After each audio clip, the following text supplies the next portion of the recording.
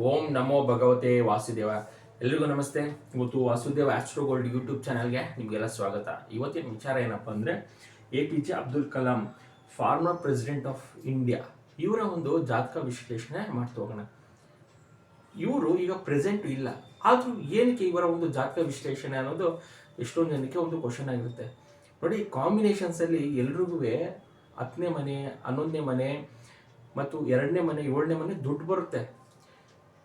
ಎಷ್ಟೊಂದು ಜನಕ್ಕೆ ಗೊತ್ತಿಲ್ಲ, ಕಾಂಬಿನೇಷನಲ್ಲಿ ಏನಾದ್ರು 8ನೇ ಮನೆ ಇದ್ದರೆ, 12ನೇ ಮನೆ ಇದ್ದರೆ ನಮಗೆಲ್ಲ ಲಾಸು ಅಂತ ಅಂದ್ಕೊಂಡಿದ್ದಾರೆ. ನಾವು ಆಯ್ಕೆ ಮಾಡ್ಕೊಳ್ಳುವಂಥ ಸಬ್ಜೆಕ್ಟು ಮತ್ತು ಕೆಲಸ ಆ ಕಾಂಬಿನೇಷನ್ಸಿಂದ ನಮಗೆ ಪ್ರೆಸಿಡೆಂಟ್ ಆಗ್ಬೋದು, ಒಳ್ಳೆ ನೇಮ್ ಫೇಮ್ ಸಿಗ್ಬೋದು. ಇದೆಲ್ಲ ನಮ್ಮ ಜಾತಕದಲ್ಲಿ ಅಡಗಿರುತ್ತೆ. ನಾವು ಯಾವ ರೀತಿ ಆಯ್ಕೆ ಮಾಡ್ಕೊಳ್ತೀವಿ ಅನ್ನೋದು ತುಂಬಾ ಇಂಪಾರ್ಟೆಂಟು. ಇವರ ಒಂದು ಕಾಂಬಿನೇಷನ್ಸಲ್ಲಿ ಯಾವುದು 11ನೇ ಮನೆ ಇಟ್ಟಾಗಿಲ್ಲ, ಆದ್ರೂ ಪ್ರೆಸಿಡೆಂಟ್ ಆಗಿದ್ದಾರೆ, DRDO ಸೈಂಟಿಸ್ಟ್ ಆಗಿದ್ದಾರೆ, ಮತ್ತು ಇವ್ರಿಗೆ ಮಿಸೈಲ್ ಮ್ಯಾನ್ ಆಫ್ ಇಂಡಿಯಾ ಅಂತ ಹೆಸರು ಕೂಡ ಬಂದಿರುವಂಥದ್ದು. ಕಾಂಬಿನೇಷನ್ಸಲ್ಲಿ ಎಲ್ರಿಗೂ 11ನೇ ಮನೆ ಬರಬೇಕು ಅಂತೇನಿಲ್ಲ, 2ನೇ ಮನೆ ಇರಬೇಕು ಅಂತಿಲ್ಲ, 8ನೇ ಮನೆ ಇದ್ರೂ ಕೂಡ ಇವರು ಫೇಮಸ್ ಆಗ್ಬೋದು.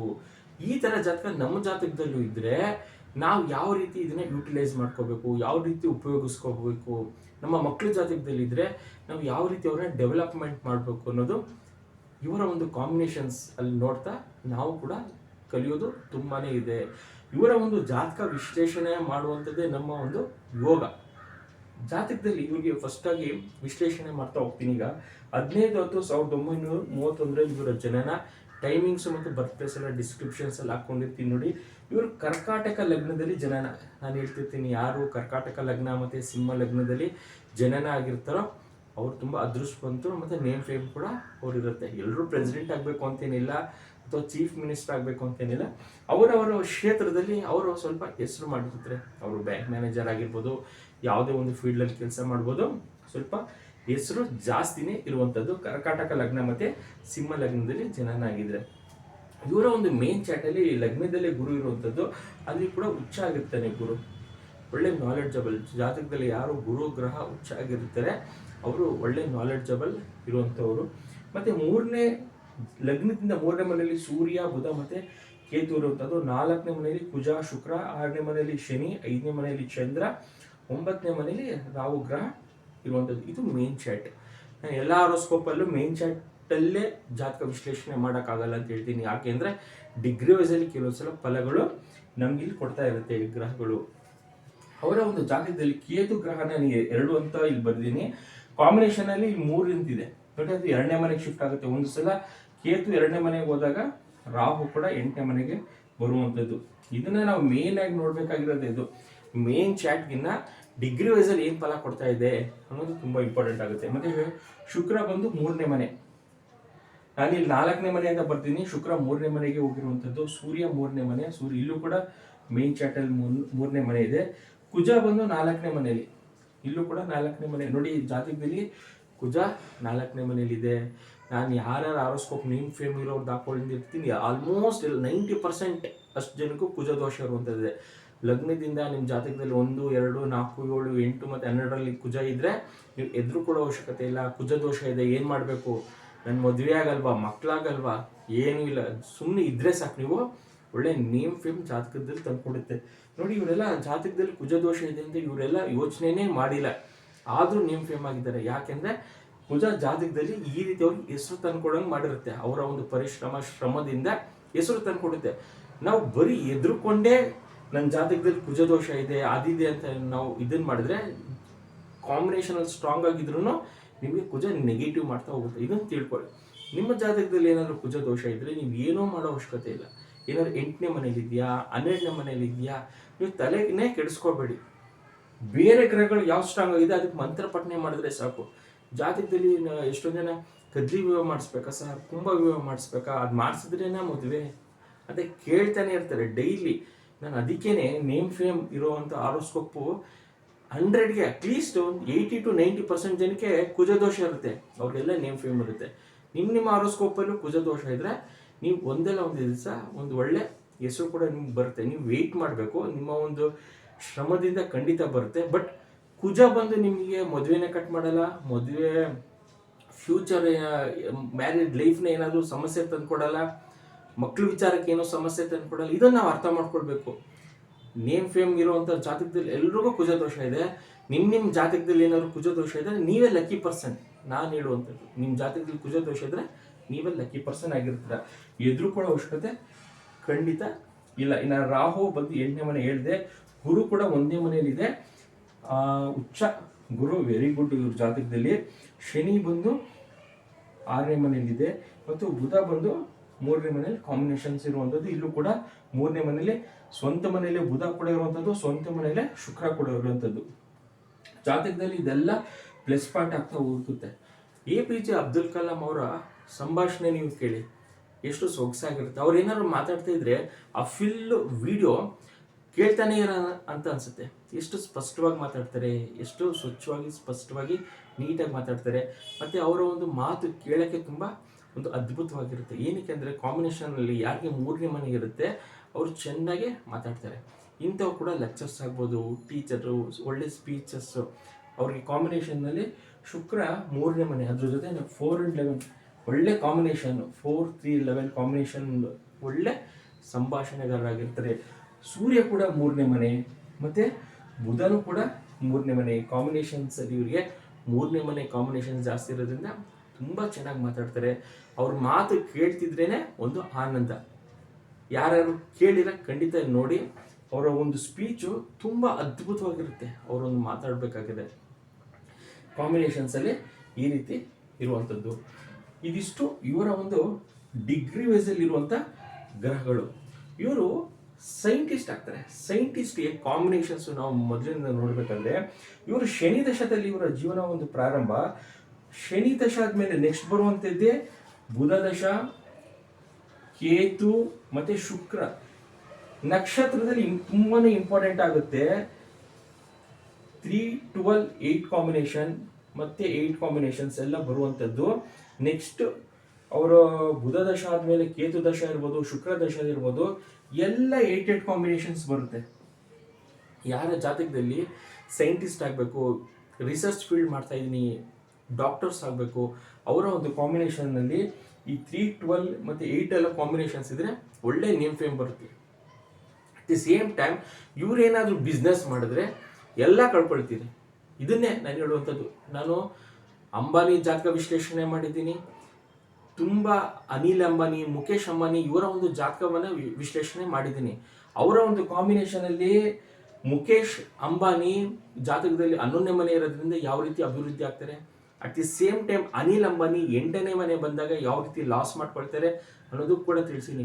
ಇವರ ಒಂದು ಜಾತಕದಲ್ಲಿ ಬುಧ ಬಂದು 8ನೇ ನಕ್ಷತ್ರದಲ್ಲಿ ಮತ್ತು ಉಪನಕ್ಷತ್ರದಲ್ಲಿ 8ನೇ ಮನೆ ಮತ್ತು ಶುಕ್ರನ ಒಂದು ಉಪನಕ್ಷತ್ರದಲ್ಲಿ 8 ಬರೋದ್ರಿಂದ ಇವರು ಸೈಂಟಿಸ್ಟ್ ಆಗಿ ಆಯ್ಕೆ ಮಾಡ್ಕೊಂಡಿರೋದ್ರಿಂದ ಇವರ ಒಂದು ಫೀಲ್ಡು ಇವರ ಒಂದು ನೇಮ್ ಫೇಮ್ಗೆ ಕಾರಣ ಆಗಿರುತ್ತೆ. ನಾವು ಯಾವ ಫೀಲ್ಡ್ನ ಆಯ್ಕೆ ಮಾಡ್ಕೊಳ್ತೀವಿ ಅನ್ನೋದು ತುಂಬಾ ಇಂಪಾರ್ಟೆಂಟ್. ನಾವು ಹೋಗುವಂಥ ದಾರಿ ಕೆಲವೊಂದ್ಸಲ ನಾವು ಆಯ್ಕೆ ಮಾಡ್ಕೊಳ್ಳುವಂಥ ದಾರಿ ಮತ್ತು ಜಾತಕ ಸಪೋರ್ಟ್ ಮಾಡುತ್ತೆ. ಕೆಲವೊಂದ್ಸಲ ಏನು ಮಾಡುತ್ತೆ ಅಂದರೆ ಜಾತಕದಲ್ಲಿ 8ನೇ ಮನೆ ಇದ್ರೂ ನಾವೇನಾದರೂ ಬಿಸ್ನೆಸ್ ಮಾಡ್ತೀವಿ, ಇನ್ವೆಸ್ಟ್ಮೆಂಟ್ ಮಾಡಿಬಿಡ್ತೀವಿ. ಅಲ್ಲೇನಾದರೂ 5ನೇ ಮನೆ ಇದ್ದರೆ ದುಡ್ಡು ಕೊಟ್ಟರೆ ದುಡ್ಡು ಬರೋಲ್ಲ, ದುಡ್ಡು ಸ್ಟಕ್ ಆಗುತ್ತೆ. ನೀವು ಎಷ್ಟು ಇನ್ವೆಸ್ಟ್ಮೆಂಟ್ ಮಾಡ್ತೀರೋ ಅಷ್ಟು ಲಾಸ್ ಆಗೋಗುತ್ತೆ. ಅದ್ರ ಜೊತೆಗೆ ಕಾಂಬಿನೇಷನ್ಸ್ ಏನಾದರೂ 12ನೇ ಮನೆ ಬಂದರೆ ನೀವು ಊರು ಬಿಟ್ಟು ಹೊಂಟೋಗ್ತೀರಾ. ವಿಜಯ ಮಲ್ಯ ಜಾತಕ ಎಕ್ಸ್ಪ್ಲನೇಷನ್ಸ್ ಕೊಟ್ಟಿದ್ದೀನಿ. 12ನೇ ಮನೆ ಬಂತು, ಕಾಂಬಿನೇಷನ್ ಅವ್ರ ದಶ ಮುಗೀತು, ನೆಕ್ಸ್ಟ್ ದಶದಲ್ಲಿ ಸಮಸ್ಯೆ ಬಂತು, ಊರು ಬಿಟ್ಟು ಹೋದ್ರು. ಈ ಸಮಸ್ಯೆಗಳು ನಮ್ಮ ಜಾತಕದಲ್ಲಿ ನಮ್ಮ ದಶಾಭುಕ್ತಿಗಳು ಪ್ಲೇ ಮಾಡ್ತಾ ಇರುತ್ತೆ. ಅದು ಸಮಸ್ಯೆ ಬಂದಾಗ ನಾವು ಆ ಸಮಸ್ಯೆಗೆ ಅನುಭವಿಸಲೇಬೇಕಾಗುತ್ತೆ. ನೋಡಿ, ಇವರು ಕುಜದಶದಲ್ಲಿ, ಕುಜದಶ 1996ರಿಂದ 2003 ತನಕ ಕುಜದಶ ನಡೆಯುತ್ತೆ. ಇಂಥ ಸಮಯದಲ್ಲಿ ಇವರು ಪ್ರೆಸಿಡೆಂಟ್ ಆಗ್ತಾರೆ. ನೋಡಿ, ಕುಜ ನಾವೇನು ಕುಜ ದೋಷ ಅಂತ ಕರಿತೀವಿ, ಅದೇ ಕುಜ ಇವ್ರನ್ನ ಪ್ರೆಸಿಡೆಂಟ್ ಮಾಡಿರುತ್ತೆ ಆ ಟೈಮಿಂಗ್ಸಲ್ಲಿ. 4ನೇ ಮನೆ ಕುಜ ದೋಷ ಅಂತ ಹೇಳ್ತೀವಿ, ಪ್ರೆಸಿಡೆಂಟ್ ಮಾಡಿದೆ ಇವ್ರನ್ನ. ನೆಕ್ಸ್ಟ್ ಬರುವಂಥದ್ದೇ ರಾಹು, ಮತ್ತೆ 8ನೇ ಮನೆ, ಅದು ಕಂಟಿನ್ಯೂ 2007 ತನಕನೂ ಅವರು ಪ್ರೆಸಿಡೆಂಟ್ ಆಗಿರ್ತಾರೆ. ನೆಕ್ಸ್ಟು ರಾಹು ಕೂಡ 8ನೇ ಮನೆ, ಏನು ಸಮಸ್ಯೆ ಮಾಡಲ್ಲ. ಜಾತಕದಲ್ಲಿ 8ನೇ ಮನೆ ಬಂದರೆ ಸಮಸ್ಯೆ, 12ನೇ ಮನೆ ಬಂದರೆ ಸಮಸ್ಯೆ ಅಂತ ನಾವು ಹೇಳ್ತೀವಿ. ಏನು ಸಮಸ್ಯೆ ಮಾಡಲ್ಲ, ನೀಟಾಗಿ ಕಂಪ್ಲೀಟ್ ಮಾಡ್ಕೊಂಡಿದ್ದಾರೆ. ಇದಕ್ಕೆ ಹೇಳೋದು ನಾವು ಕಾಂಬಿನೇಷನ್ಸಲ್ಲಿ 6ನೇ ಮನೆ ನಕ್ಷತ್ರದಲ್ಲಿ ಅವರ ಒಂದು ಎಫರ್ಟ್, ಒಳ್ಳೆ ಕಮ್ಯುನಿಕೇಷನು ಮತ್ತು 6ನೇ ಮನೆ ಒಳ್ಳೆ ವೃತ್ತಿ ತೊಗೊಂಡಿರ್ತಾರೆ. ಇದನ್ನೇ ನಾವು ಹೇಳೋ ಜಾತಕದಲ್ಲಿ ಕಾಂಬಿನೇಷನ್ಸು ಯಾವ ಕಾಂಬಿನೇಷನ್ಸ್ ಇದೆ, ನಾವು ಯಾವನ್ನ ಸಬ್ಜೆಕ್ಟ್ನ ಆಯ್ಕೆ ಮಾಡ್ಕೊಂಡಿದ್ದೀವಿ, ಇವೆರಡು ಕರೆಕ್ಟಾಗಿದ್ದರೆ ನಮ್ಗೆ ಯಾವುದೇ ರೀತಿಯ ಸಮಸ್ಯೆ ಆಗಲ್ಲ. ಕಾಂಬಿನೇಷನ್ಸು ನೆಗೆಟಿವ್ ಆಗಿದ್ದು ನಾವೇನಾದರೂ ಬಿಸ್ನೆಸ್ ಮಾಡಿದ್ರೆ ಅಲ್ಲಿ ಸಮಸ್ಯೆ ಆಗುತ್ತೆ. ಇದನ್ನು ನಾವು ನೋಡ್ಕೊಳ್ಬೇಕು. ನಾವು ಇದನ್ನ ಎಲ್ಲಿ ನೋಡಬೇಕು ಅಂದರೆ ಬೇಸಿಕ್ಕಿಂದನೇ ನೋಡ್ಕೊಂಡೋದ್ರೆ ತುಂಬ ಉತ್ತಮ. 50 ವರ್ಷ 60 ವರ್ಷ ಆದಮೇಲೆ ಸಾಮಾನ್ಯವಾಗಿ ನೋಡ್ತಾರೆ ಹೆಂಗಿದೆ ನಮ್ಮ ಜಾತಕ, ಮನೆ ಕಟ್ತೀವಾ ಅಂತ. ನಾನು ಹೇಳುವಂಥದ್ದು ಹುಟ್ಟಿದಾಗಲೇ ನೋಡಬೇಕು ಕಾಂಬಿನೇಷನ್ಸಲ್ಲಿ ದಶಾಭುಕ್ತಿಗಳು ಯಾವ ರೀತಿ ಇದೆ, ಈ ದಶದಲ್ಲಿ ಇವರು ಯಾವ ಚೆನ್ನಾಗಿ ಓದ್ತಾರ. PUC ಆದಮೇಲೆ ಬೇರೆ ಕಾಂಬಿನೇಷನ್ಸ್ ಬರುತ್ತೆ. ಎಷ್ಟೊಂದು ಜನ ಪೇರೆಂಟ್ಸ್ ತಲೆ ಕೆಡಿಸ್ಕೊಂಡಿರ್ತಾರೆ. PUC ಒಳಗಡೆ ಏನಾದರೂ ನಿಮ್ಮ 8ನೇ ಮನೆ 12ನೇ ಮನೆ ಬಂದರೆ ಅವರು ಓದಲ್ಲ, ಮಕ್ಕಳು ತುಂಬ ಹಠ ಸ್ವಭಾವ ಇರುತ್ತೆ. ನಾನು ಹೇಳ್ತೀನಿ ಕುಜದೋಷ ಒಳ್ಳೇದು ಅಂತ. PUC ಒಳಗಡೆ ಏನಾದರೂ ಬಂದರೆ ಅವರು ಚೆನ್ನಾಗಿ ಓದಲ್ಲ. ಆಫ್ಟರ್ PUC ಅವರು ತುಂಬ ಚೆನ್ನಾಗಿ ಇಂಜಿನಿಯರಿಂಗ್ ಮಾಡುವಂಥದ್ದು, ಸೈಂಟಿಸ್ಟ್ ಆಗುವಂಥದ್ದು, ಮತ್ತು ಯಾವ್ದಾದ್ರು ಒಂದು MBBS ಮಾಡೋಕ್ಕೆ 12ನೇ ಮನೆ ತುಂಬಾ ಹೆಲ್ಪ್ಫುಲ್ ಮಾಡುತ್ತೆ. PUC ಒಳಗಡೆ ಅವ್ರು ಚೆನ್ನಾಗಿ ಓದಲ್ಲ. ಇದು ನಾವು ತಿಳ್ಕೊಳ್ಬೇಕು ಜಾತಕದಲ್ಲಿ. ಎಷ್ಟೊಂದು ಜನ ಪೇರೆಂಟ್ಸು ತೋರಿಸಲ್ಲ. ಮದುವೆ ವಿಚಾರಕ್ಕೆ ಜಾತಕ ಓಪನ್ ಮಾಡ್ತಾರೆ ಎಷ್ಟೊಂದು ಜನ. ಏನಕ್ಕೆ ಅಂದರೆ ಅಲ್ಲಿ ಗಣಕೂಟ ನೋಡಿ ಹಾಳಾಗೋಣ ಅಂತ. ಗಣಕೂಟ ನೋಡಿ ಹಾಳಾಗೋದೇ ಜಾಸ್ತಿ. 18 ಮೇಲೆ ಬರಬೇಕು, ಆ ರೀತಿ ಅಲ್ಲ. ಕಾಂಬಿನೇಷನ್ಸಲ್ಲಿ ಈ ರೀತಿ ಇದ್ದರೆ, ಈ ರೀತಿ ನಕ್ಷತ್ರದಲ್ಲಿ ಏನಾದರೂ 6ನೇ ಮನೆ ಎಲ್ಲ ಇದ್ದರೆ ನೋಡಿ, ಇವರ ಒಂದು ಕಾಂಬಿನೇಷನ್ಸಲ್ಲಿ ಅಷ್ಟು ಕೆಲಸದ ಬಗ್ಗೆ ಆಸಕ್ತಿ ತೋರಿಸ್ತಾರೆ ಹೊರತು ಸಂಸಾರಿಕ ಜೀವನದಲ್ಲಿ ಇವರು ಆಸಕ್ತಿ ತೋರಿಸಲ್ಲ. ಏನಕ್ಕೆ ಅಂದರೆ ದಶಾಭುಕ್ತಿಗಳು 6ನೇ ಮನೆ ಮತ್ತು 3ನೇ ಮನೆ 4ನೇ ಮನೆ ಅಷ್ಟು ಇಂಟ್ರೆಸ್ಟು ಇವ್ರಿಗೆ ಮದುವೆ ವಿಚಾರದ ಫೋಕಸ್ ಮಾಡಲ್ಲ. ಇವರು ಏನಿದ್ರು ಕೆಲಸ ಆಯಿತು, ಇವರಾಯಿತು. ಅಟ್ ದಿ ಸೇಮ್ ಟೈಮ್ ಕಾಂಬಿನೇಷನ್ಸಲ್ಲಿ ನಾವು ಮ್ಯಾಚ್ ಮೇಕಿಂಗ್ ಅಂತ ನೋಡ್ತೀವಿ. ಹುಡುಗನ ಜಾತಕದಲ್ಲೂ 6ನೇ ಮನೆ, ಹುಡುಗಿ ಜಾತಕದಲ್ಲೂ ನಕ್ಷತ್ರದ 6ನೇ ಮನೆ ಅಂದರೆ ಡೈವರ್ಸ್ ಕೊಂಡೋಗ್ತಾರೆ. ನಾವಲ್ಲಿ ಗಣಕೂಟಗಳು ಕೌಂಟ್ ಮಾಡಿದಾಗ 30 ಬಂದಿರ್ಬೋದು, 36 ಬಂದಿರ್ಬೋದು, ಅದು ಲೆಕ್ಕ ಬರಲ್ಲ. ಅವರ ಒಂದು ಪರ್ಸನಲ್ ಹಾರೋಸ್ಕೋಪ್ ನೋಡ್ಬೇಕಾದ್ರೆ ದಶಾಭುಕ್ತಿಗಳು ಈ ರೀತಿ ಬಂದಾಗ ಅದು ಸಮಸ್ಯೆ ಕೊಡುತ್ತೆ. ಜ್ಯೋತಿಷ ಇದು ಹೆಂಗಿರುತ್ತೆ ಅಂದರೆ ನಮ್ಮ ಒಂದು ಸಮಸ್ಯೆಗೆ ಆ ಟೈಮಿಂಗ್ಸ್ ಮ್ಯಾಚ್ ಆಗಿದೆಯಾ ಅಂತ. ನೀವು ಯಾವುದೋ ಒಂದು ಮದುವೆ ವಿಚಾರ ನೋಡಬೇಕು, ಆಗ ನಿಮ್ಮ ದಶಾಭುಕ್ತಿ ಸಪೋರ್ಟ್ ಮಾಡ್ತಿದ್ಯಾ ಅಂತ ನಾವಿಲ್ಲಿ ನೋಡಬೇಕಾಗುತ್ತೆ. ಗೋಚಾರ ಫಲ ಅಂತ ನಾವು ನೋಡ್ತೀವಿ. ಸಾಡೆ ಸಾತಿ ಇರ್ಬೋದು, ಗೋಚಾರ ಫಲದಲ್ಲಿ ಗ್ರಹಗಳು ಚಲನೆ ಆಗ್ತಾ ಇರುತ್ತೆ. ಅದು ಯಾವಾಗ ಫಲ ಕೊಡುತ್ತೆ ಅಂದರೆ ನೀವು ಅತಿ ಹೆಚ್ಚು ಮಂತ್ರಪಠನೆ ಮಾಡಬೇಕು, ಸುಮ್ಮನೆ ಕೊಡಲ್ಲ. ಗೋಚಾರ ಫಲ ಒಂದು ರಾಶಿಯಲ್ಲಿ ಇನ್ನೊಂದು ಎಷ್ಟು ಕೋಟಿ ಜನ ಹುಟ್ಟಿರ್ತಾರೆ. 12 ರಾಶಿಗಳಲ್ಲೂ ಎಷ್ಟು ಕೋಟಿ ಜನ ಹುಟ್ಟಿರ್ತಾರೆ.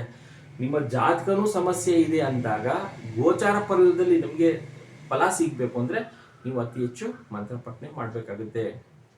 ಇವರ ಒಂದು ಕಾಂಬಿನೇಷನಲ್ಲಿ ಒಳ್ಳೆ ಕಮ್ಯುನಿಕೇಷನ್ಸ್ ಮಾಡ್ತಾರೆ, ಒಳ್ಳೆ ಡೀಪ್ ರಿಸರ್ಚ್ ಮಾಡುವಂಥದ್ದು, ಅದೆಲ್ಲ ಇವರ ಒಂದು DRDO ಅಲ್ಲಿ ಸೈಂಟಿಸ್ಟ್ ಆಗುವಂಥದ್ದು, ಮತ್ತು ಮಿಸೈಲ್ ಮ್ಯಾನ್ ಲಾಂಚ್ ಮಾಡುವಂಥದ್ದು ಕಾಂಬಿನೇಷನ್ಸಲ್ಲಿ 12ನೇ ಮನೆ ತಂದುಕೊಡುತ್ತೆ. ವಿದೇಶ ಪ್ರಯಾಣ 12ನೇ ಮನೆ ಯಾರಿಗಿರುತ್ತೆ, ವಿದೇಶ ಪ್ರಯಾಣಕ್ಕೆ ಹೋಗುವಂಥದ್ದು. ನಿಮ್ಮ ಜಾತಕದಲ್ಲಿ ಏನಾದ್ರು ಎಷ್ಟೊಂದು ಜನ ಸರ್ ನನಗೆ ವಿದೇಶ ಪ್ರಯಾಣ ಹೋಗೋ ಯೋಗ ಇದೆಯಾ ಅಂತ ಕೇಳ್ತಾರೆ. 12ನೇ ಮನೆ ಇದ್ದರೆ ಖಂಡಿತ ಹೋಗ್ತಾರೆ. ನೀವು ಅಲ್ಲಿ ಏನಾದ್ರು ಸೆಟ್ಲ್ ಆಗ್ತೀನಾ 3ನೇ ಮನೆ ಬರಬೇಕಾಗುತ್ತೆ, ಮತ್ತೆ ರಿಟರ್ನ್ ಬರ್ತೀನಾ 4ನೇ ಮನೆ ಬರಬೇಕಾಗುತ್ತೆ. ಕಾಂಬಿನೇಷನ್ಸಲ್ಲಿ ನಿಮ್ಮ ದಶಾಭುಕ್ತಿಗಳಲ್ಲಿ ಆ ಕಾಂಬಿನೇಷನ್ಸ್ ಬಂದ್ರೇ ಅದು ಸಕ್ಸಸ್ಸು. ಇವರ ಒಂದು ಕಾಂಬಿನೇಷನಲ್ಲಿ ದುಡ್ಡು ಕಾಂಬಿನೇಷನ್ಸ್ ಇಲ್ಲ, ಬರೀ ನೇಮ್ ಫೇಮ್ ಇರುವಂಥದ್ದು. ಅವರು ಸಕ್ಸಸ್ ಮಾಡ್ಕೊಂಡಿದ್ದಾರೆ. 12ನೇ ಮನೆ ಇದ್ರೂ ಅವರು ಆಯ್ಕೆ ಮಾಡ್ಕೊಂಡಿರುವಂಥ ಫೀಲ್ಡು ಸೈಂಟಿಸ್ಟ್ ಆದ್ರಿಂದ ಅವ್ರನ್ನ ಕೈ ಹಿಡಿದಿದೆ. ಅವರ ಒಂದು ಲೈಫ್ನ ಸಕ್ಸಸ್ಫುಲ್ ಮಾಡಿದೆ ಜಾತಕ. ಅವರು ತೊಗೊಂಡಿರುವಂಥ ಸಬ್ಜೆಕ್ಟು ಮತ್ತು ಜಾತಕ ಇವೆರಡು ಕಾಂಬಿನೇಷನ್ನು ಇವ್ರನ್ನ ಪ್ರೆಸಿಡೆಂಟ್ ಮಾಡಿರುವಂಥದ್ದು, ಸೈಂಟಿಸ್ಟ್ ಮಾಡಿರುವಂಥದ್ದು, ಮತ್ತು the missile man of India ಅಂತ ಹೆಸರನ್ನು ತಂದುಕೊಟ್ಟಿರುವಂಥದ್ದು ಇವರ ಒಂದು ಜಾತಕ ಮತ್ತು ಇವರ ಒಂದು ಪ್ರಯತ್ನ ಮತ್ತು ಇವರು ಆಯ್ಕೆ ಮಾಡ್ಕೊಂಡಿರುವಂಥ ಒಂದು ಕ್ಷೇತ್ರ. ಇದು ತುಂಬಾ ಇಂಪಾರ್ಟೆಂಟು. ಜಾತಕದಲ್ಲಿ ಏನೋ ಇರುತ್ತೆ, ನಾವೇನೋ ಆಯ್ಕೆ ಮಾಡ್ಕೊಂಡಿರ್ತೀವಿ. ಜಾತಕದಲ್ಲಿ ಕೆಲ್ಸಕ್ಕೆ ಹೋಗ್ಬೇಕು ಅಂತ ಇರುತ್ತೆ, ನಾವು ಬಿಸ್ನೆಸ್ನ ಆಯ್ಕೆ ಮಾಡ್ಕೊಂಡಿರ್ತೀವಿ. ಅದು ಒಂದಕ್ಕೊಂದು ಲಿಂಕೇ ಇರಲ್ಲ. ಎಲ್ಲನೂ ಲಾಸ್ ಮಾಡ್ಕೊಂಡಿರ್ತಾರೆ ಎಷ್ಟೊಂದು ಜನ. ಇನ್ನೊಬ್ರ ಕೆಳಗೆ ನಾನು ಯಾಕೆ ಕೆಲಸ ಮಾಡಬೇಕು ಅನ್ನೋದು ಮನ್ಸಿಗೆ ಬಂದ್ಬಿಡುತ್ತೆ. ಆಗೇನು 8ನೇ ಮನೆ ಬಂದಾಗ ಏನಾಗುತ್ತೆ ಅಂದರೆ ಇನ್ನೊಬ್ರ ಕೆಳಗೆ ಕೆಲಸ ಮಾಡೋಕ್ಕೆ ಅವ್ರಿಗೆ ಮನಸ್ಸಿರಲ್ಲ. ನಾನು ಯಾಕೆ ಅವ್ರ ಕೆಳಗೆ ಕೆಲಸ ಮಾಡಬೇಕು ಅಂತ. ಹಾಗೆ ಬಿಸ್ನೆಸ್ಗೆ ಇನ್ವೆಸ್ಟ್ಮೆಂಟ್ಗೆ ದುಡ್ಡು ಹಾಕ್ಬಿಡ್ತಾರೆ, ದುಡ್ಡು ಬರಲ್ಲ, ದುಡ್ಡು ಕಳ್ಕೊಳ್ತಾರೆ. ಈ ಕಡೆ ಕೆಲಸನೂ ಕಳ್ಕೊಳ್ತಾರೆ, ಈ ಕಡೆ ದುಡ್ಡು ಕಳ್ಕೊಳ್ತಾರೆ. ಇದೇ ಸಮಸ್ಯೆ ಸುಮಾರು ಜನ ಅನುಭವಿಸ್ತಿರ್ತಾರೆ. ಇದಕ್ಕೋಸ್ಕರ ನಾನು ಹೇಳುವಂಥದ್ದು, ನಮ್ಮ ಜಾತಕ ಪರಿಶೀಲನೆ ಮಾಡ್ಕೋಬೇಕಾದ್ರೆ ಏನಿದೆ, ನಮ್ಮ ರಿಕ್ವೈರ್ಮೆಂಟ್ ಏನು, ಜಾತಕ ಏನು ಹೇಳ್ತಾ ಇದೆ. ಜಾತಕ ಬರೀ ನಾವು ಯೋಗಗಳು ದೋಷಗಳು ಅದೆಲ್ಲ ಲೈಫು. ಇಷ್ಟೊಂದು ಜನ ನಿಮ್ಗೆ ಆ ಯೋಗ ಇದೆ, ಈ ಯೋಗ ಇದೆ, ಅಮಲ ಯೋಗ ಇದೆ, ಗಜಕೇಸರಿ ಯೋಗ, ಅದೆಲ್ಲ ನಿಮ್ಗೆ ವರ್ಕೇ ಆಗಲ್ಲ. ನಿಮ್ಮ ದಶಾಭುಕ್ತಿ ಏನು ಹೇಳ್ತಾ ಇದೆ, ನಕ್ಷತ್ರ ಏನು ಹೇಳ್ತಾ ಇದೆ, ಮತ್ತೆ ನಮ್ಮ ಸಬ್ಲಾರ್ಡ್ ಏನು ಹೇಳ್ತಾ ಇದೆ, ಮತ್ತೆ ಸಬ್ಲಾರ್ಡ್ ಅಂತ ಬರುತ್ತೆ ಇನ್ನೊಂದು, ಅದು ನಿಮ್ಮ ಸೆಕೆಂಡ್ಸ್ 47 ಸೆಕೆಂಡ್ಸ್ ಅಲ್ಲಿ ನೀವು ಏನಾದ್ರು ಹೇಳಿದ್ರೆ ಅದು ಕೂಡ ನಿಮಗೆ ಒಳ್ಳೆ ರಿಸಲ್ಟ್ ಕೊಡುತ್ತೆ. ಅದು ಕೂಡ ನಾವು ನೋಡ್ಕೋಬೋದು. ಜಾತಕದಲ್ಲಿ ಇಷ್ಟೊಂದೆಲ್ಲ ಇರುತ್ತೆ. ಬರೀ ಮೇಲ್ನೋಟಕ್ಕೆ ಜಾತಕ ನೋಡಿ ಡಿಸೈಡ್ ಮಾಡಬೇಡಿ. ಕುಜದೋಷ ಇದೆ ಅಂತ ಎದುರ್ಕೊಳ್ಬೇಡಿ, ಕಾಳಸರ್ಪದೋಷ ಇದೆ ಅಂತ ಎದುರ್ಕೊಬೇಡಿ. ಎಲ್ರಿಗೂ 80% ಎಲ್ಲ ಯೋಗನೇ. ಕುಜದೋಷನೂ ಯೋಗ ಕೊಡುತ್ತೆ, ಕಾಳಸರ್ಪದೋಷನೂ ಯೋಗ ಕೊಡುತ್ತೆ. ನಮಗೆ ಎಲ್ಲ ಎದುರಿಸಿ ಇಟ್ಟಿದ್ದಾರೆ, ಒಂದು ಗುಂಪು ನಮ್ಮನ್ನ ಎದುರಿಸಿ ಇಟ್ಟಿದ್ದಾರೆ, ಬಂಧನ ಮಾಡಿದ್ದಾರೆ. ಎಲ್ಲ ನಮಗೆ ಆ ದೋಷ ಇದೆ, ಈ ದೋಷ ಇದೆ ಅಂತ. ಯಾರಿಗೂ ದೋಷಗಳು ಎಫೆಕ್ಟ್ ಮಾಡಲ್ಲ, ಯಾರಿಗೂ ಯೋಗಗಳು ಎಫೆಕ್ಟ್ ಮಾಡಲ್ಲ. ನಿಮ್ಮ ಒಂದು ಕಾಂಬಿನೇಷನ್ಸ್ ಎಲ್ಲ ಬಂದಾಗ ನಿಮ್ಮ ಒಂದು ಎಫರ್ಟಿಂದ ನೀವು ಸಕ್ಸಸ್ ಕಾಣ್ತಿರೋ ಹೊರತು ಯೋಗ ಮತ್ತು ದೋಷ ನಿಮ್ಮ ಲೈಫ್ನ ಸಕ್ಸಸ್ಫುಲ್ ಮಾಡೋಕ್ಕೆ ಸಾಧ್ಯನೇ ಇಲ್ಲ. ಕಾಂಬಿನೇಷನ್ಸ್ ಎಲ್ಲ 11ನೇ ಮನೆ, 2ನೇ ಮನೆ, 7ನೇ ಮನೆ ಈಸಿಯಾಗಿ ಸಕ್ಸಸ್ ಆಗುತ್ತೆ. ಈ ರೀತಿ 8ನೇ ಮನೆ, 12ನೇ ಮನೆ ಬಂದಾಗ ಸ್ವಲ್ಪ ತುಂಬ ನೀವು ಏನು ಎಫರ್ಟ್ ಆಗ್ತಾ ಇದ್ದೀರಾ ಅದರಲ್ಲಿಂದ ಹಿಂದಿಂದ ಹೋಗ್ತಿರ್ತಾ ಹೊರತು ಮುಂದೆ ಹೋಗೋಕ್ಕಾಗಲ್ಲ. ನೀವೇನೋ ಅದೇ ಕ್ಷೇತ್ರ ಆಯ್ಕೆ ಮಾಡ್ಕೊಂಡಿದ್ರೆ ನೀವು ಕೂಡ ಮುಂದೆ ಹೋಗುವಂಥದ್ದು. ಇದಿಷ್ಟು ವಿಚಾರ APJ ಅಬ್ದುಲ್ ಕಲಾಂ ಅವರ ವಿಚಾರ. ಇವರ ಒಂದು ಭಾಷಣ ಕೇಳ್ತಾ ಇರಿ. ಫುಲ್ ಕೇಳೋ ತನಕ ನೀವು ಇನ್ನೊಂದು ವಿಚಾರಕ್ಕೆ ಹೋಗಲ್ಲ. ಅವರ ಭಾಷಣ ಫುಲ್ ಕೇಳಿದ ಮೇಲೇ ನೆಕ್ಸ್ಟ್ ವೀಡಿಯೋಗೆ ಹೋಗ್ತೀರಾ. ಅಷ್ಟು ಇಂಪ್ರೆಸಿವ್ ಆಗಿರುತ್ತೆ ಇವರ ಒಂದು ಸ್ಪೀಚ್. ಇದಿಷ್ಟು ಇವರ ವಿಚಾರ. ಯಾರು Vasudev astro gold YouTube channel subscribe ಮಾಡ್ಕೊಂಡಿಲ್ಲ ಮಾಡ್ಕೊಳ್ಳಿ. ನಾನು ಹಾಕುವಂಥ ವೀಡಿಯೋಸ್ ನಿಮಗೆ ರೀಚ್ ಆಗುತ್ತೆ. ಮತ್ತು ಈ ನನ್ನ ಚಾನಲ್ ದೋಷ ಕಾಟ ಎದುರಿಸೋದೆಲ್ಲ ಇರಲ್ಲ. ನಿಮಗೆ ಜ್ಯೋತಿಷ ಶಾಸ್ತ್ರಕ್ಕೆ ಏನು ಇನ್ಫಾರ್ಮೇಷನ್ ಬೇಕೋ ಅಷ್ಟು ಮಾತ್ರ ಅಪ್ಲೋಡ್ ಮಾಡ್ತಾ ಇರ್ತೀನಿ. Thank you.